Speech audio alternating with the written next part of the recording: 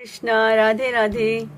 कैसे हैं आप सब लोग? मुझे उम्मीद है कि आप सब लोग बहुत अच्छे होंगे, खुश होंगे, अपने अपने जीवन में बहुत ज़्यादा खुशियाँ एक दूसरे के साथ बांट रहे होंगे और भगवत गीता और भगवत कथा का पाठ अवश्य सुन रहे होंगे और राधे कृष्ण जी की कृपा आप सब पर खूब भर भर के बरस रही होगी, है ना? ओके। और वीडियो को एंड तक ज़रूर देखिएगा, वीडियो को लाइक शेयर एंड सब्सक्राइब ज़रूर कीजिएगा, सब्सक्राइब भी कीजिएगा, लाइक भी कीजिएगा, शेयर भी कीजिएगा, थोड़े से कमेंट भी कर दीजिएगा, प्लीज़ रिक्वेस्ट। चलिए इसी के साथ वीडियो को कंटिन्यू करते हैं। Let's continue and stay connected. ओम नमो भगवते वासुदेवाय। ओम नमो भगवते वासुदेवाय। कृष्णं नारायणं वन्दे, कृष्णं वन्दे व्रजप्रियं, कृष्णं द्वैपायनं वन्दे, कृष्णं वन्दे प्रथासुतम्। अध्याय 5, कल अध्याय 4 मैंने कथा सेंड कर दी थी, ठीक है। कल अध्याय 4 हुआ था, आज अध्याय 5 पढ़ेंगे, ठीक है। अथ पंचमो अध्याय, धुंधुकारी का प्रेत योनि की प्राप्ति और उससे उद्धार। यहाँ पर धुंधुकारी को प्रेत योनि की प्राप्ति होगी और उससे उद्धार होगा। लास्ट चैप्टर में हमने पढ़ा था कि किस प्रकार उसने अपने पुत्र को जन्म दिया, किस प्रकार से उसका पुत्र जो था एक बहुत ही बेकार पुत्र बन गया और उसने किस तरीके से अपने माँ बाप को मारा पीटा, उन पर हाथ भी उठाया, है ना। तो लास्ट चैप्टर में हमने ये सब पढ़ा था। आज इस चैप्टर में हम पढ़ेंगे कि धुंधकारी को किस प्रकार से प्रेत योनि की प्राप्ति हुई और वापस से फिर उसका उद्धार किस प्रकार हुआ। सूत जी कहते हैं, शौनक जी पिता के वचन चले, गलत बोल दिया।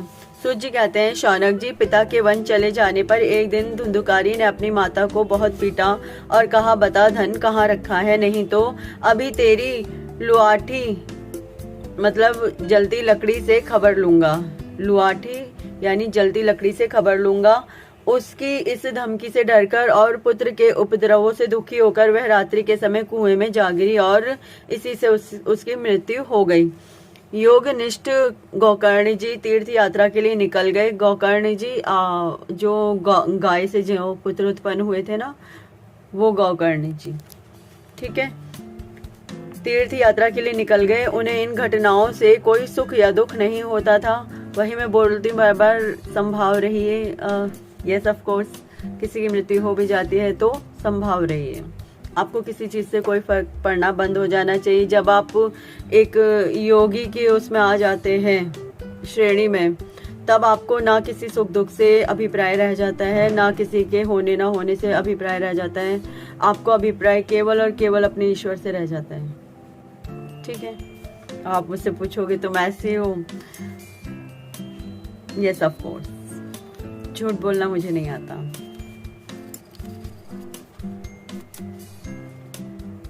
आगे पढ़ते हैं। उससे इस धमकी से डरकर और पुत्र के उपद्रव से दुखी होकर वह रात्रि के समय कुएं में जा गिरी और इसी से उसकी मृत्यु हो गई। योगनिष्ठ गोकर्ण जी तीर्थ यात्रा के लिए निकल गए। उन्हें इन घटनाओं से कोई सुख या दुख नहीं होता था, क्योंकि उनका ना कोई मित्र था ना शत्रु। अब ऐसे लोगों का क्या होता है, ना तो कोई मित्र होता है ना कोई शत्रु होता है। कबीरा खड़ा बाजार में सबकी मांगे खैर, ना काहू से दोस्ती ना काहू से बैर। ना काहू से दोस्ती ना काहू से बैर। क्यों? आपके पास फिर जो कुछ भी है या नहीं है, आपको एक भाव रहना है। किसी चीज में आसक्ति नहीं रखनी है। काम, क्रोध, लोभ, मोह, अहंकार, माया, इन सब चीजों से आपको दूर हट जाना है, राइट। कुछ भी अपने मन के अंतर में नहीं रखना है आपको। धुंधुकारी 5 वैश्याओं के साथ घर में रहने लगा। उनके लिए भोग सामग्री जुटाने की चिंता ने उसकी बुद्धि नष्ट कर दी और वह नाना प्रकार के अत्यंत क्रूर कर्म करने लगा। एक दिन उन कुलटाओं ने उससे बहुत से गहने मांगे। वह तो काम से अंधा हो रहा था काम से अंधा मतलब आप अंडरस्टूड हो ही रहोगे, काम क्रोध लोभ मोह अहंकार मैंने बताया ही। तो वो काम से अंधा हो रहा था। मौत की उसे कभी याद नहीं आती थी, बस उन्हें जुटाने के लिए वह घर से निकल पड़ा। वह जहां तहां से बहुत सा धन चुराकर घर लौट आया तथा उसने उन्हें कुछ सुंदर वस्त्र तथा आभूषण लाकर दिए। चोरी का बहुत माल खरीदकर रात्रि के समय स्त्रियों ने विचार किया कि यह नित्य ही चोरी करता है, इसलिए इसे किसी दिन अवश्य राजा पकड़ लेगा। वो स्त्रियां कितनी चतुर थी, वो वैश्याएं थी। स्त्रियां क्या, वो वैश्याएं थी। तो वो वैश्याएं कितनी चतुर थी, उन्हें पता था कि ये रोज चोरी करता है, कभी भी राजा पकड़ लेगा। राजा ये सारा धन छीनकर इसे निश्चय ही प्राण दंड देगा। जब एक दिन इसे मरना ही है, तब हम ही धन की रक्षा के लिए गुप्त रूप से इसको क्यों ना मार डालें। बताओ, उन्होंने मार डालने तक का प्रोग्राम सेट कर लिया उसका। वो कहाँ उन वैश्याओं के चक्कर में पड़ा हुआ था।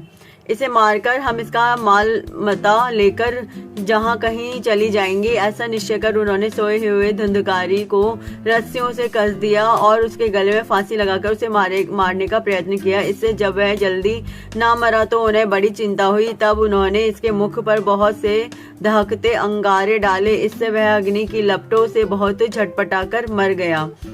लास्ट में वो मर गया। उन्होंने उसके शरीर को एक गड्ढे में डालकर गाड़ दिया। सच है, स्त्रियां प्रायः बड़ी दुस्साहसी होती हैं।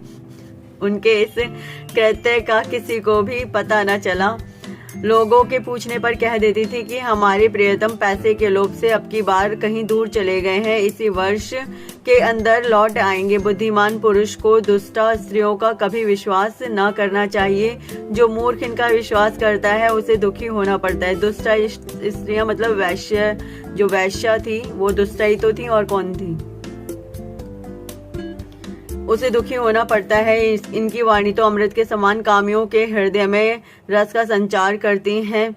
मतलब इनकी जो वाणी होती है अमृत के समान। जो कामी पुरुष होते हैं, कामी पुरुष अंडरस्टूड हो, जो जिन्हें भोग विलास से फुर्सत नहीं होती है, तो जो कामी पुरुष होते हैं उनके हृदय में रस का संचार करते हैं, किंतु हृदय छुरे की धार के समान तीक्ष्ण होता है। लेकिन हृदय कैसा होता है इनका, किसी का भी मार के कत्ल कर सकती है, जैसे कि उसको मार डाला, राइट। भला इन स्त्रियों का कौन प्यारा है। वे कुलटाएं धुंधकारी की सारी संपत्ति समेटकर वहां से चंपत हो गईं। उनके ऐसे न जाने कितने पति थे, उन वैश्याओं के तो जाने कितने पति थे ऐसे। और धुंधकारी अपने कुकर्मों के कारण भयंकर प्रेत हुआ।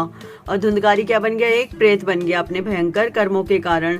वह बवंडर के रूप में सर्वदा 10 दिशाओं में भटकता रहता था तथा शीत घाम से संतप्त और भूख प्यास से व्याकुल होने के कारण हा देव चिल्लाता रहता था।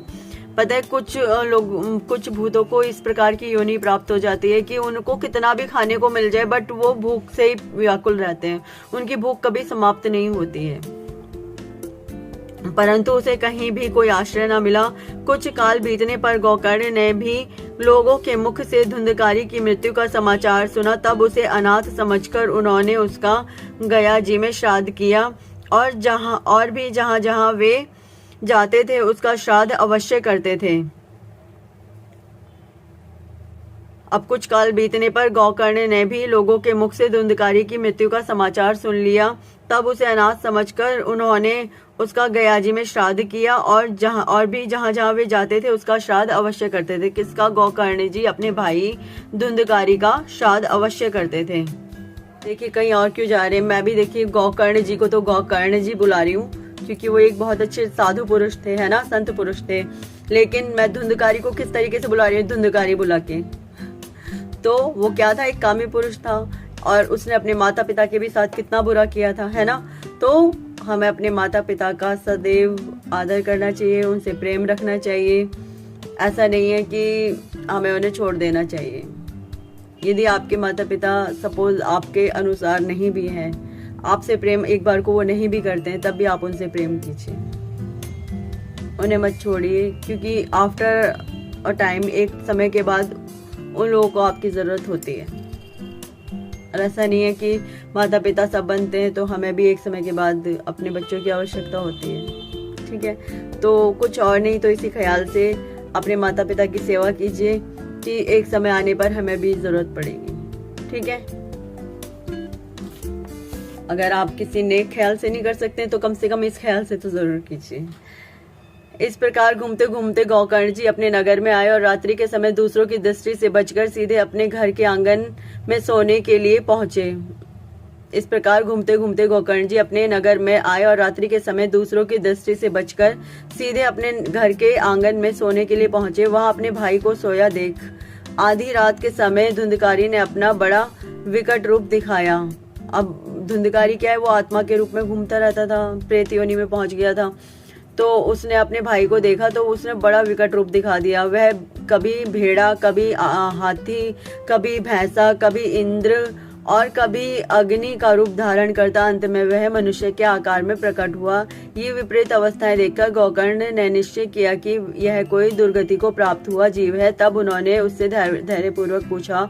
गोकर्ण ने कहा, तू कौन है? रात्रि के समय ऐसे भयानक रूप क्यों दिखा रहा है? तेरी यह दशा कैसे हुई? हमें बता तो सही, तू प्रेत है, पिशाच है अथवा कोई राक्षस है? सूत जी कहने लगे।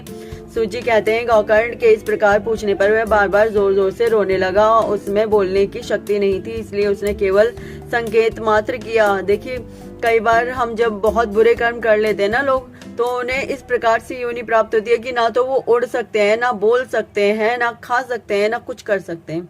मतलब उनकी शक्ति अंदर तक की सब समाप्त हो चुकी होती है। भगवान उन्हें केवल एक ऐसे छोड़ देता है कि अब मरो, भट्टी में पड़ो तुम जाकर के। इतने बुरे कर्म किए तो अब भट्टी में पड़ो, अब मेरा भी तुमसे कोई मतलब नहीं है। मतलब भगवान देखने तक नहीं जाते उसके बाद कि तुम्हारे साथ क्या बीत रही है। ऐसा नहीं है कि मरने के बाद हमें कुछ नहीं मिलता, मरने के बाद भी हमें अलग अलग योनियां दी जाती हैं। तो कर्म ऐसे करो जिन्हें करने के बाद भगवान पूछ ले तुम्हें कि कहाँ जा रहे हो, कहाँ मरे जाके।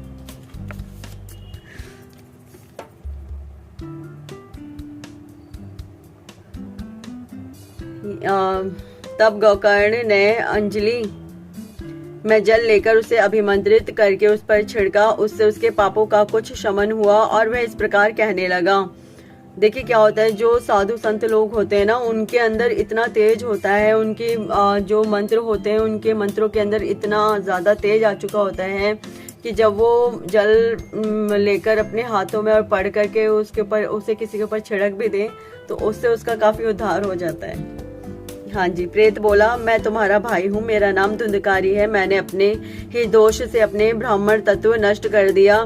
देखिए, मैं जो लोग ब्राह्मण है ना, मैं उनसे हाथ जोड़ करके एक निवेदन करती हूँ, आपको इतनी अच्छी योनि भगवान ने इतना अच्छा शब्द दिया है। ब्राह्मण अपने आप में ही श्रेष्ठ हैं, ब्राह्मण अपने आप में सबसे ज्यादा श्रेष्ठ होते हैं। तो कृपा करके अपने उस ब्राह्मण होने का फर्ज निभाइए। आपको ब्राह्मण अगर जाति में रखा है भगवान ने, तो वो इसलिए नहीं रखा कि आप कुछ भी गलत कर्म करके अपने ब्राह्मण तत्व को ही नष्ट कर दें। भगवान ने आपको ब्राह्मण इसलिए बनाया है कि आप दूसरों को सही मार्ग दिखाएं, ना कि आप खुद ही मार्ग भूल जाएं और लोग आपको मार्ग प्रशस्त कराएं। ऐसा ना करिए। ब्राह्मण तत्व अपने आप में सर्वश्रेष्ठ तत्व है, इसका मान रखिए और अपना जो धर्म है उसे पूरा कीजिए। आपका धर्म है, आपका धर्म क्या है? मैं नहीं कह रही हूँ पंडिताई कीजिए घर घर जाके, लेकिन कुछ गलत भी तो मत करिए ना। गलत में बहुत सारी चीजें आती हैं, जैसे कि मैं पहले भी कई बार बता चुकी हूँ। आजकल ब्राह्मण भी मीट मांस खाने से नहीं चूकते हैं, जो उन्हें नहीं करना चाहिए। गलत से स्त्रियों पर नजर नहीं, मतलब स्त्रियों पर नजर नहीं डालनी चाहिए, पर स्त्री पर। हाँ, यदि आप अपने लिए कोई ढूंढ रहे हैं तो वो बहुत अच्छी बात है, ठीक है। औरों के प्रति आप मन में माता, बहन या दूसरा कोई भाव, अगर दोस्त है तो दोस्त का भाव रखिए, बाकी गलत भाव मन में मत लाइए। मैं सभी से ये निवेदन करती हूँ, ब्राह्मण अपने आप में सर्वश्रेष्ठ तत्व है। इस संसार के अंतर्गत भगवान ने पृथ्वी बनाई है तो ब्राह्मण को सर्वश्रेष्ठ रखा है। सबसे पहला ब्राह्मण, फिर क्षत्रिय, फिर वैश्य, फिर शूद्र। तो 4 तत्वों को बताया है। सबसे पहला क्या आता है? ब्राह्मण आता है। क्यों दिया भगवान ने ब्राह्मण? क्योंकि भगवान ने कहा जो ब्राह्मण है ना, वो मेरे सबसे ज्यादा निकट है। हाँ जी, और मैं ब्राह्मणों का बहुत मान करती हूँ, सम्मान करती हूँ इसी वजह से, क्योंकि भगवान ने भी अपने उसमें कहा है कि ब्राह्मण जो है वो सबसे ज्यादा मेरे निकट है। यदि हम ब्राह्मणों को दान देते हैं, यदि हम ब्राह्मणों को कुछ भी देते हैं, तो वो सीधे सीधे भगवान तक पहुंचता है। आपने तो ब्राह्मण को दिया, बट वो ब्राह्मण को ना जा करके सीधे सीधे भगवान तक पहुंचा। तो सोचिए भगवान का दर्जा, ब्राह्मण का दर्जा भगवान ने कितना श्रेष्ठ बनाया है। और आज के टाइम में जो ब्राह्मण लोग हैं वो अपने इस तत्व को ही समाप्त करने पर तुले हुए हैं। तो ऐसा ना कीजिए, जितना हो सके आप लोगों को भी उचित मार्ग दिखाइए और आप भी उस अच्छे मार्ग पर चलिए। मैं सभी ब्राह्मणों से ऐसा निवेदन करती हूँ। देखिए, बुरा मत मानिएगा, मैं यहाँ सभी को बताने ही बैठी हूँ तो सभी को ही बता रही हूँ, किसी एक के लिए स्पेशल यहाँ नहीं बोल रही हूँ। लेकिन हाँ, ब्राह्मणों के लिए मेरे मन में ये बात आई तो मैंने बताना ठीक समझा। आप इसके लिए बुरा मत मानिएगा। आपको ठीक लगे तो फॉलो कीजिए, नहीं ठीक लगता है तो उसे जाने दीजिए, जैसा आपको ठीक लगे। बाकी हाँ, रिक्वेस्ट मैं सभी से करूंगी, और ये केवल एक ब्राह्मण से ही नहीं, आज के टाइम में ब्राह्मण हुए या क्षत्रिय हुए या वैश्य हुए या शूद्र हुए, सब अपना अपना धर्म और अपना अपना कर्म भूल करके उल्टे सीधे धर्मों में और उल्टे सीधे कामों में लगे हुए हैं। तो ऐसा ना कीजिए, अपने अपने धर्मों का पालन कीजिए, अपने अपने कर्मों का पालन कीजिए और सही मार्ग पर रहिए, मार्ग गलत मत चुनिए।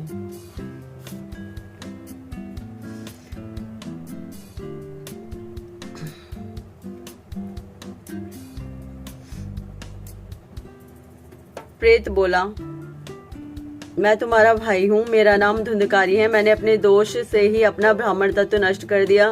देखिए, वो एक ब्राह्मण था और उसने अपने ही दोषों से ब्राह्मण तत्व नष्ट कर दिया। मेरे कुकर्मों की गिनती नहीं की जा सकती। मैं तो महान अज्ञान में चक्कर काट रहा था, इसी से मैंने लोगों की बड़ी हिंसा की।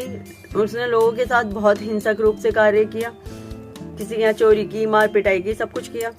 अंत में कुलटा स्त्रियों ने मुझे तड़पा तड़पा कर मार डाला। इसी से अब प्रेत योनि में पड़कर यह दुर्दशा भोग रहा हूँ। अब देववश कर्म फल का उदय होने से मैं केवल वायु भक्षण करके जी रहा हूँ। अब वो क्या खा रहा है? अपने कर्म फलों की वजह से केवल वायु खाता है और कुछ भी नहीं मिलता उसे खाने को। भाई, तुम दया के समुद्र हो, अब किसी प्रकार जल्दी ही मुझे इस योनि से छुड़ाओ। गोकर्ण ने धुंधकारी की सारी बातें सुनी और तब उससे वो बोलता है, कौन? गोकर्ण जी। अब धुंधकारी से बात करते हैं। गोकर्ण ने कहा, भाई, मुझे इस बात का बड़ा आश्चर्य है। मैंने तुम्हारे लिए विधि पूर्वक गया जी में पिंडदान किया, फिर भी तुम प्रेत योनि से मुक्त कैसे नहीं हुए? सोचिए, उसने अपने भाई के लिए गया जी में और कई जगहों पर जा करके पिंडदान वगैरह सब किया है, तब भी वो प्रेत योनि से मुक्त नहीं हुआ। क्यों? उसके अपने दुष्कर्म बहुत ज्यादा थे। फिर भी तुम प्रेत योनि से मुक्त कैसे नहीं हुए? यदि गया श्राद्ध से भी तुम्हारी मुक्ति नहीं हुई, तब इसका और कोई उपाय ही क्या हो सकता है? अच्छा, तुम सब बात खोलकर कहो, मुझे अब क्या करना चाहिए? प्रेत ने कहा, मेरी मुक्ति सैकड़ों गया श्राद्ध करने से भी नहीं हो सकती, अब तो तुम इसका कोई और उपाय सोचो। प्रेत की यह बात सुनकर गोकर्ण को बड़ा आश्चर्य हुआ। वह कहने लगे, यदि सैकड़ों गया श्राद्धों से भी तुम्हारी मुक्ति नहीं हो सकती, तब तो तुम्हारी मुक्ति असंभव ही है। अच्छा, तब अभी तो तुम निर्भय होकर अपने स्थान पर रहो, मैं विचार करके तुम्हारी मुक्ति के लिए कोई दूसरा उपाय करूंगा। गोकर्ण की आज्ञा पाकर धुंधकारी वहां से अपने स्थान पर चला आया। इधर गोकर्ण ने रात भर विचार किया, तब भी उन्हें कोई उपाय नहीं सूझा। प्रेत काल उनको आया देख प्रातः काल उनको आया देख लोग प्रेम से उनसे मिलने आए। तब गोकर्ण ने रात में जो कुछ जिस प्रकार हुआ वह सब उन्हें सुना दिया। उनमें से जो लोग विद्वान, योगनिष्ठ, ज्ञानी और वेदज्ञ थे, उन्होंने भी अनेकों शास्त्रों को उलट पलट कर देखा, तो भी उसकी मुक्ति का कोई उपाय ना निकला। तब सबने यही निश्चय किया कि इस विषय में सूर्य नारायण जो आज्ञा करें वही करना चाहिए। अतः गोकर्ण ने अपने तपोबल से सूर्य की गति को रोक दिया। सोचो, उनके अंदर कितना तेज था कि उन्होंने अपने तपोबल से सूर्य की गति को रोक दिया। उन्होंने स्तुति की, भगवान, आप सारे संसार के साक्षी हैं, मैं आपको नमस्कार करता हूँ, आप मुझे कृपा करके धुंधकारी की मुक्ति का साधन बताइए। गोकर्ण की यह प्रार्थना सुनकर सूर्यदेव ने दूर से ही स्पष्ट शब्दों में कहा, श्रीमद् भागवत से मुक्ति हो सकती है। उस मुक्ति का उपाय क्या निकला? श्रीमद् भागवत कथा, इसी से मुक्ति हो सकती है, इसलिए तुम उसका सप्ताह पारायण करो। सप्ताह पारायण मतलब पूरे सप्ताह में संपन्न हो जानी चाहिए, इस प्रकार से उसका पारायण करो। सूर्य का यह धर्म में वचन वहां सभी ने सुना। सबने यही कहा कि प्रयत्न पूर्वक यही करो हे भी यह साधन बहुत सरल है।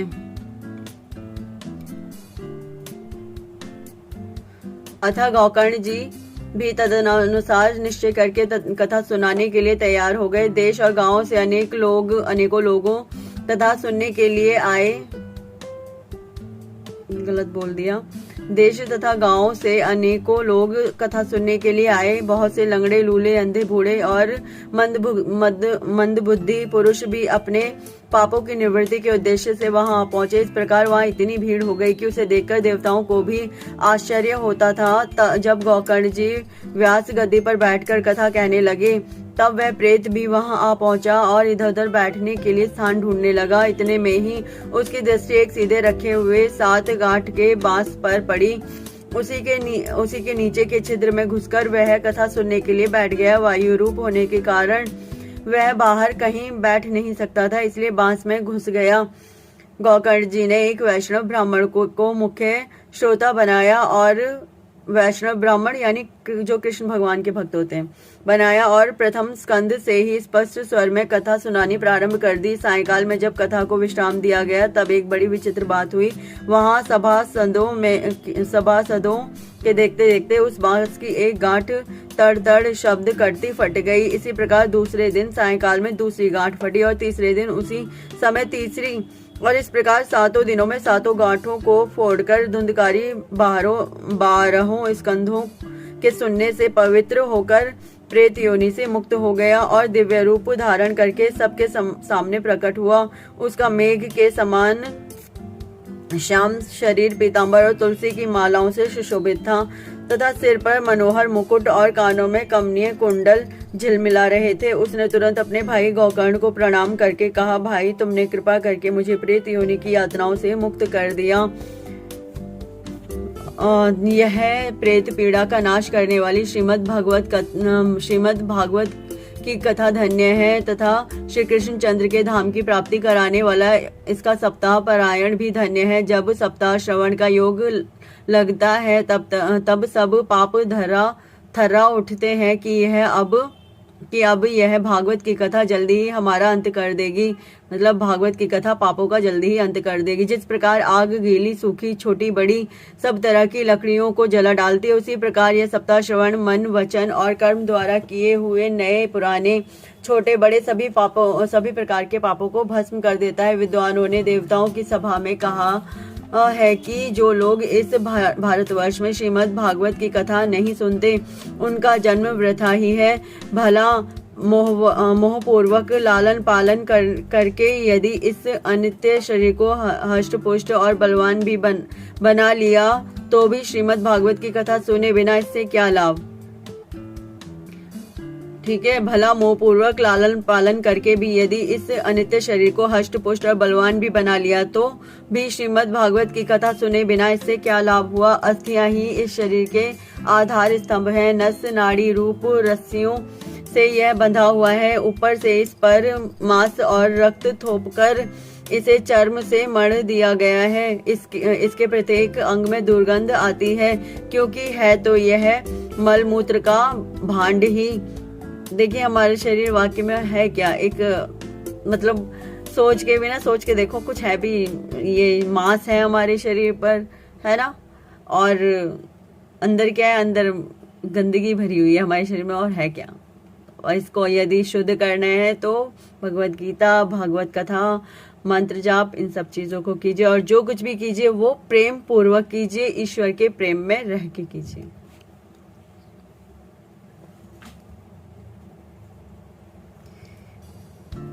वृद्धावस्था और शोक के कारण यह परिणाम में दुख में ही है। रोगों का तो घर ही ठहरा। ऑफ कोर्स रोग तो जब मर्जी आ जाते हैं शरीर के अंदर।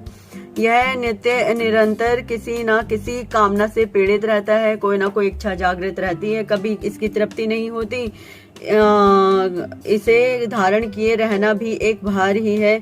इसके रोम रोम में दोष भरे हुए हैं, किसके, इस शरीर के, और नष्ट होने में इसे एक क्षण भी नहीं लगता। वैसे तो इस शरीर के जाने कितने कार्यकलाप रोज के रहते हैं, कितना इसका वो रखना पड़ता है, रख रखाव, लेकिन जिस दिन नष्ट होने का समय होता है उस दिन क्या होता है, एक क्षण भी नहीं लगता किसी भी उसमें।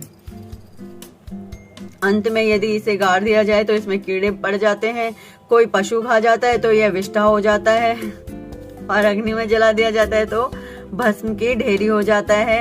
ये 3 ही इसकी गतियां बताई गई हैं। ऐसे अस्थि शरीर से मनुष्य अविनाशी फल देने वाला काम क्यों नहीं बना लेता, यानी भगवत कथा क्यों नहीं पढ़ता। जो अन्न प्रातः काल पकाया जाता है वह सायंकाल तक बिगड़ जाता है, फिर उसी के रस से पुष्ट हुए शरीर की नित्यता कैसी। इस श्लोक में सप्ताह श्रवण करने से भगवान की शीघ्र ही प्राप्ति हो सकती है। अतः सब प्रकार के दोषों की निवृत्ति के लिए एकमात्र यही साधन है। जो लोग भागवत की कथा से वंचित हैं वे तो जल में बुदबुदे और जीवों में मच्छरों के समान केवल मरने के लिए पैदा होते हैं। भला जिसके प्रभाव से जड़ और सूखे हुए बांस की गांठें फट सकती हैं। सोच के देखिए, जिसके प्रभाव से, एक भागवत कथा के प्रभाव से क्या हुआ था, जड़ और सूखे हुए बांस की गांठें फट सकती हैं। उस भागवत कथा का श्रवण करने से चित्त की गांठों का खुल जाना कौन सी बड़ी बात है। हमारे चित्त की गांठ यानी हमारे मन के अंदर जो गांठें पड़ी हुई हैं, सप्ताह श्रवण करने से मनुष्य के हृदय की गांठ खुल जाती है। उसके समस्त संशय छिन्न भिन्न हो जाते हैं और सारे कर्म क्षीण हो जाते हैं। मतलब सारे जितने भी बेकार कर्म किए वो सब क्षीण हो जाते हैं, खत्म हो जाते हैं। यह भागवत कथा रूप तीर्थ संसार के कीचड़ को धोने में बड़ा ही पटु है। विद्वानों का कथन है कि जब यह हृदय में स्थित हो जाता है तब मनुष्य की मुक्ति निश्चित ही समझनी चाहिए। जिस समय धुंधुकारी ये सब बातें कह रहा था, जिसके लिए वैकुंठवासी पार्षदों के सहित एक विमान उतरा, उससे सब और मंडलाकार प्रकाश फैल रहा था। सब लोगों के सामने ही धुंधकारी उस विमान पर चढ़ गए। तब उस विमान पर आए हुए पार्षदों को देखकर उनसे गौकर्ण ने यह बात कही। गौकर्ण ने पूछा, भगवान के प्रिय पार्षदों, यहाँ हमारे अनेकों शुद्ध हृदय श्रोतागण हैं, उन सबके लिए आप लोग एक साथ बहुत से विमान क्यों नहीं लाए। तो उन्होंने खाली अपने भाई के लिए नहीं पूछा, वहाँ जितने भी श्रोतागण थे सबके लिए पूछा कि सबके लिए विमान क्यों नहीं आया। हम देखते हैं कि यहाँ सभी ने समान रूप से कथा सुनी है। फिर फल में इस प्रकार का भेद क्यों हुआ है यह भी बताइए। भगवान के सेवकों ने कहा, हे मानद, इस फल भेद का कारण के श्रवण का भेद ही है। यह ठीक है कि श्रवण तो सबने समान रूप से ही किया है, किंतु इसके जैसा मनन नहीं किया। इसी से एक साथ भजन करने पर भी उसके फल में भेद रहा। ये बात ध्यान रखिए। यदि आप भगवत कथा सुन रहे हो तो आपका मन, हृदय, आपका मतलब रोम रोम उस कथा के अंदर घुसा हुआ हो। ऐसा ना हो कि बस सुन लिया सुनने के लिए, ऐसा मत करना। जिस वक्त कथा श्रवण करने बैठो, आपका हृदय और आपका रोम रोम पुलकित हो रहा हो। आप उस कथा के अंदर खुशी से झूम रहे हो। आप भगवान में खो जाने चाहिए हो। आपको लगना चाहिए कि साक्षात विष्णु भगवान, श्री कृष्ण भगवान आपके सामने प्रकट हो गए हैं। तभी इस कथा का लाभ भी होगा। इस प्रेत ने 7 दिनों तक निराहार रहकर श्रवण किया था तथा सुने हुए विषय का स्थिर चित्त से यह खूब मनन निधि ध्यान सन भी करता रहा। मतलब सुनते सुनते क्या क्या करता रहा, मनन भी करता रहा और ध्यानासन भी करता रहा, और उसमें प्रेम पूर्वक उसने उस कथा को श्रवण किया था। जो ज्ञान दृढ़ नहीं होता वह व्यर्थ हो जाता है। इसी प्रकार ध्यान न देने से, श्रवण का, संदेह से, मंत्र का और चित्त के इधर उधर भटकते रहने से जप का भी कोई फल नहीं मिलता। मतलब आप अगर मंत्र जाप कर रहे हो और मंत्र में यदि आप संदेह रखते हो तो उस मंत्र का लाभ नहीं मिलता, ठीक है ना। और जो अगर आपका चित्त इधर उधर भटक रहा है तो उस जप का या उस कथा श्रवण का भी कोई लाभ नहीं है। वैष्णव विहीन देश, अपात्र को कराया हुआ श्राद्ध का भोजन, अक्षौत्रियों को दिया हुआ दान एवं आचारहीन कुल, इन सब का नाश हो जाता है। किस किस का? वैष्णवहीन देश, जिस देश में कोई वैष्णव ना हो, ठीक है। अपात्र को कराया हुआ श्राद्ध का भोजन। अपात्र कौन होता है? अपात्र जो कृष्ण भगवान के भक्त नहीं होते वो अपात्र कहलाते हैं, ठीक है। हाँ जी, ये सत्य है, वो अपात्र कहलाते हैं जो वैष्णव भक्त नहीं होते हैं। आगे बताती हूँ। आचारहीन कुल, जिस कुल का सब आचार विचार ही नष्ट हो गया हो। गुरु वचनों में विश्वास, दीनता का भाव, मन के दोषों पर विजय तथा कथा में चित्त की एकाग्रता इत्यादि नियमों का यदि पालन किया जाए तो श्रवण का यथार्थ फल मिलता है। यदि ये श्रोता फिर से श्रीमद् भागवत की कथा सुने तो निश्चय ही सबको वैकुंठ की प्राप्ति होगी। और गौकर्ण जी, आपको तो भगवान आकर स्वयं गोलोक धाम ले जाएंगे। देखिए गोकर्ण जी ने तो मतलब उन्होंने तो मन से ही सारी चीजें की थी, तो उनके लिए ये था कि आपको तो स्वयं भगवान ही आकर के लेके जाएंगे गोलोक धाम। यह कहकर वे सब पार्षद हरि कीर्तन करते हुए वैकुंठ लोक को चले गए। श्रावण मास में गोकर्ण जी ने फिर उसी प्रकार सप्ताह क्रम से कथा कही और उन श्रोताओं ने उसे फिर से सुना। नारद जी, इस कथा की समाप्ति पर जो कुछ हुआ वह सुनिए। वहां भक्तों से भरे हुए विमानों के साथ भगवान प्रकट हुए। सब ओर से खूब जय जयकार और नमस्कार की ध्वनियां होने लगी। भगवान स्वयं हर्षित होकर अपने 5 जन्य शंख की ध्वनि करने लगे और उन्होंने गोकर्ण को हृदय से लगाकर अपने ही समान बना लिया। उन्होंने क्षण भर में ही अन्य सब श्रोताओं को भी मेघ के समान श्याम वर्ण रेशमी पीताम्बर तथा किरीट और कुंडलादि से विभूषित कर दिया। भगवान जिनसे प्रसन्न हो जाते हैं ना, उनको स्वयं अपने जैसा रूप दे देते हैं, विभूषित कर दिया। उस गांव में कुत्ते और चांडाल प्रयत्न जितने भी जीव थे वे सभी गोकर्ण जी की कृपा से विमानों पर चढ़ा लिए गए तथा जहां योगी जन जाते हैं उस भगवत धाम में वे भेज दिए गए। इस प्रकार भगवत वत्सल भगवान श्री कृष्ण कथा श्रवण से प्रसन्न होकर गोकर्ण जी को साथ ले अपने ग्वाल वालों के प्रिय गोकुल धाम में चले गए।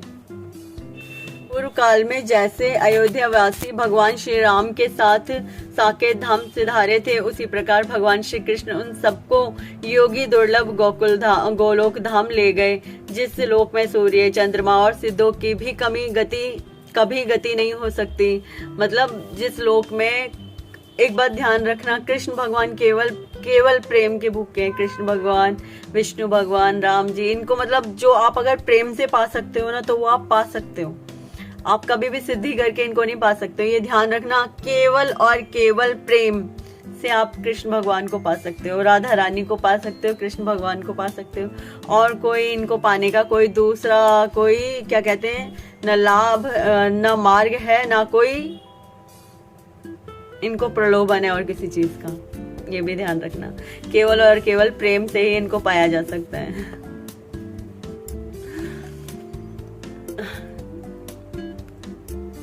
मतलब वहां पर ना तो सूर्य को गति मिलती है, ना चंद्रमा आ सकते हैं, ना सिद्धों की कोई भी नहीं आ सकता है वहां पर। उसमें वे श्रीमद् भागवत श्रवण करने से चले गए। किससे चले गए? श्रीमद् भागवत को उन्होंने बहुत ही प्रेम पूर्वक और बहुत ही ज्यादा तन्मयता से सुना था, इसलिए वो वहां पर चले गए। नारद जी, सप्ताह यज्ञ के द्वारा कथा श्रवण करने से जैसा उज्जवल फल संचित होता है, उसके विषय में हम आपसे क्या कहें। अजी, जिन्होंने अपने कर्ण पुट से गोकर्ण जी की कथा के एक अक्षर का भी पान किया था, वे फिर माता के गर्भ में नहीं आए। जिस गति को लोग वायु, जल या पत्ते खाकर शरीर सुखाने से, बहुत काल तक घोर तपस्या करने से और योगाभ्यास से भी नहीं पा सकते, उसे वे सप्ताह श्रवण से सहज में ही प्राप्त कर लेते हैं। इस परम पवित्र इतिहास का पाठ चित्रकूट पर विराजमान मुनीश्वर शांडिल्य भी ब्रह्मानंद में मग्न होकर करते रहते हैं। यह कथा बड़ी ही पवित्र है, एक बार के श्रवण से ही समस्त पाप राशि को भस्म कर देती। यदि इसका श्राद्ध के समय पाठ किया जाए तो इससे पितृगण को बड़ी तृप्ति होती है और नित्य पाठ करने से मोक्ष की प्राप्ति होती है। इति श्री पद्म पुराणे उत्तराखंडे श्रीमद् भागवत महात्म्ये गोकर्ण मोक्ष वर्णनम नाम 5वां अध्याय। इसी के साथ मैं विराम लेती हूँ। आज का अध्याय पूर्ण हुआ, ठीक है। और प्रेम से बोलिए मेरे साथ, राधे राधे। प्रेम से बोलिए राधे राधे। और ईश्वर में विश्वास और आस्था जगाइए और सबसे मेन प्रेम जगाइए, ठीक है। चलिए मैं विदा लेती हूँ। राधे राधे राधे राधे।